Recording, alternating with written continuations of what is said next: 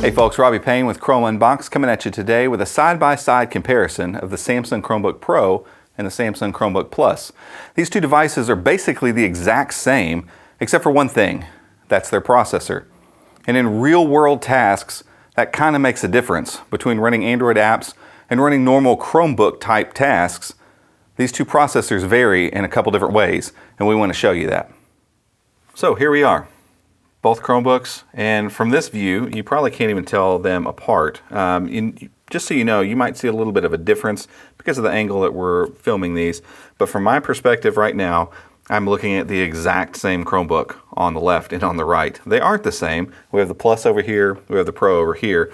However, outer materials, the keyboards, the trackpads, the screen, all the same. So if you're looking at buying either one of these, don't worry about whether you're going to get a better or worse device when it comes to the hardware with either one. Make sure we're on the same resolution here. And so to start off real quick, we're going to run an Octane. So you can see on both of these in a synthetic benchmark how we're going to be a little bit different between the two. And I can go ahead and tell you, as most of you probably already know, the Core M3 in the Samsung Chromebook Pro is quite a bit better at rendering web pages and performing JavaScript type activities. And so it always is going to best the ARM processor. That's not the case across the board, and in real world use, it's not necessarily the truth all the time. It's not always this one is the absolute best. The Samsung Chromebook Plus actually holds its own quite often. All right, so after running the Octane JavaScript benchmark, we're seeing 9,600-ish here and 20,000, pushing into 21,000 on the Pro. And that's normal. That's pretty much what we see across the board. What I will say is that it doesn't feel that way. So when you're using the Plus on a day-to-day basis, the performance does not feel half as fast as the Pro. It does feel a little bit slower, but it's not this far apart in real-world use. So we're going to try to show you a few of those things really quickly. So first thing, I'm just going to open up a handful of tabs, and we'll open up multiple things on each one. And I'm going to open up the same sites on each one. Again, just in case you're joining us in the center of the video, Chromebook Plus here, Chromebook Pro over here. So now with all these loaded, I'm able to swing between all of my tabs easily. Scrolling is remaining smooth. Let's move over to a couple different ones. Not too shabby at all. We're going to start a video here in a second and start taxing these things. So pretty good there. We move over to the Pro.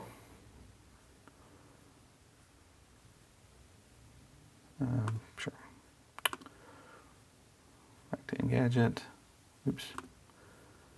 And so again, everything running quite smoothly. So Plus is holding its own here. Let's open up a few other activities. So it's normal case that people might have 4 to 6 tabs open while they're browsing and checking different things, but you might also be playing some music in the background. And you might also have Google Keep open as well.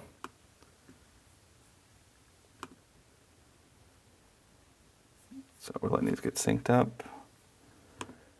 Google Keep open here, and you might have left your Files app open the last time you opened that one file up. Okay, again, identical things open up on both. And one thing I want to show you is that when you do that 3-finger scroll up on the Pro over here with its M3, not really having any issue rendering that nice little zoom effect. My guess is, I haven't done it yet over here, we're going to see a bit of lag. Okay, so you're starting to see frame rates drop and lack of response happening here. We'll push it just a little bit further. I'm going to open up Hangouts. Same thing over here. So now we've opened up another window, another application running. Still smooth here. Starting to really have some trouble over here. Now, here's what I want to say about that.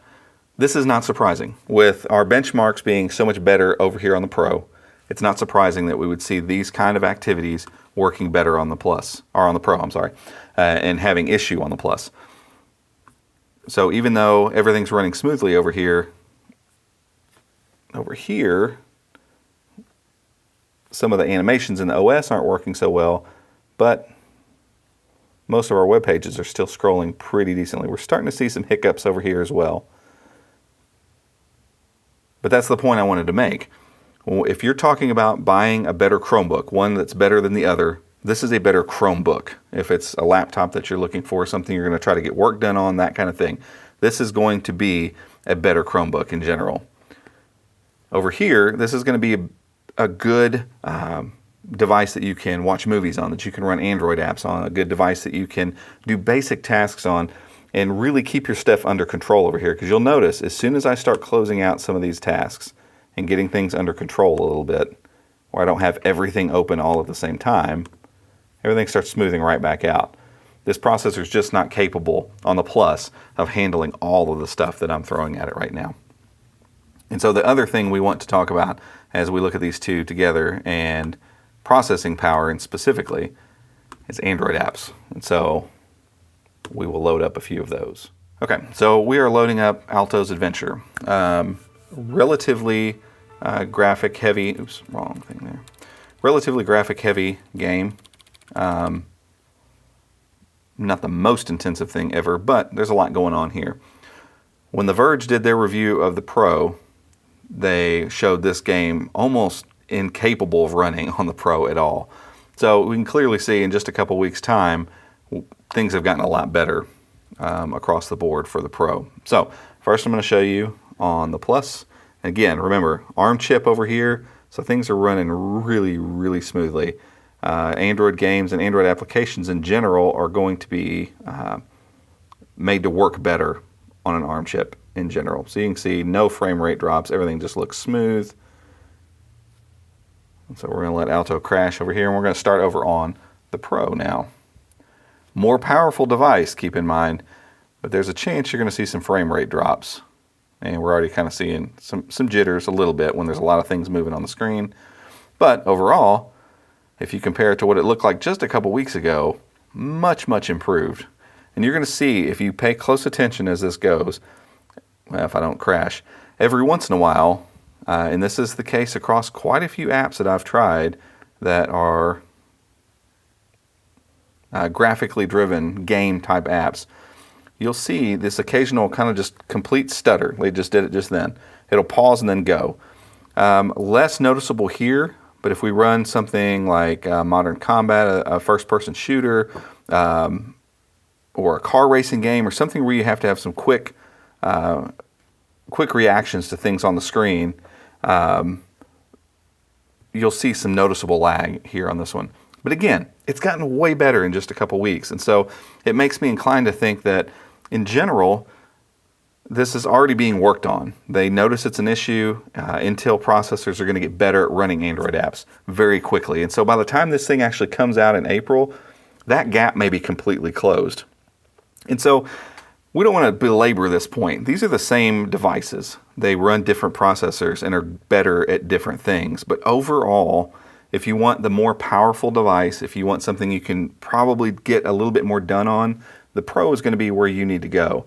If you want a device now that you're not going to use to do everything that you do, and it's not going to replace all of your other devices, but be something that you keep in the living room, or it's a second device you have at work to take to meetings, the Plus has plenty of oomph to get you through most of your stuff, most of the things that you would do.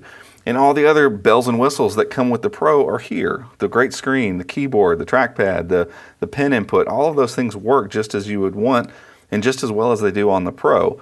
The only benefit you get from going with the Pro is a bit better ability to multitask. If you're going to be having multiple windows and multiple tabs open at the same time, this will be the device you probably want to wait until April to get your hands on.